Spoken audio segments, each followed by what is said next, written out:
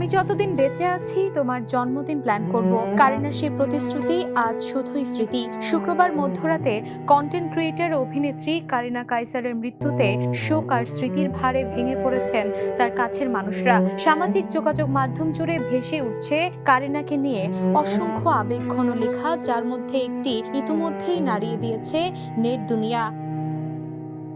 কারিনার সবচেয়ে ঘনিষ্ঠ বন্ধু কন্টেন্ট ক্রিয়েটর ডানা ভাই জোস সামাজিক যোগাযোগ মাধ্যমে তাকে স্মরণ করে লিখেছেন, কারিনার হাসিটাই ছিল সবচেয়ে সুন্দর।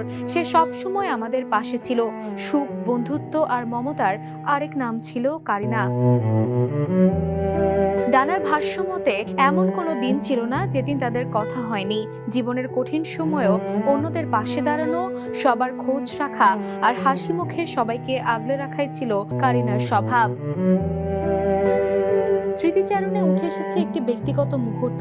নিজের শেষ জন্মদিনের কথা উল্লেখ করে ডানা লিখেন, আমি মজা করে বলেছিলাম বড় হয়ে গেছি, এখন আর জন্মদিন পালনের দরকার নেই।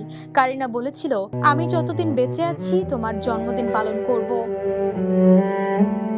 কারিনার অকাল বিদায়ে গভীর শোক প্রকাশ করে ডানা লিখেন, তুমি হয়তো আমাদের সবচেয়ে প্রিয় মানুষ ছিলে, হয়তো আল্লাহরও সবচেয়ে প্রিয় ছিলে বলেই এত দ্রুত চলে গেলে। তুমি ছিলে আমাদের জীবনের রোদ্দুর, এখন আকাশের সবচেয়ে উজ্জ্বল তারা হয়ে থাকবে। এই আবেগঘন পোস্টটি ছড়িয়ে পড়ার পর সামাজিক যোগাযোগ মাধ্যমে শোকের ছায়া নেমে আসে।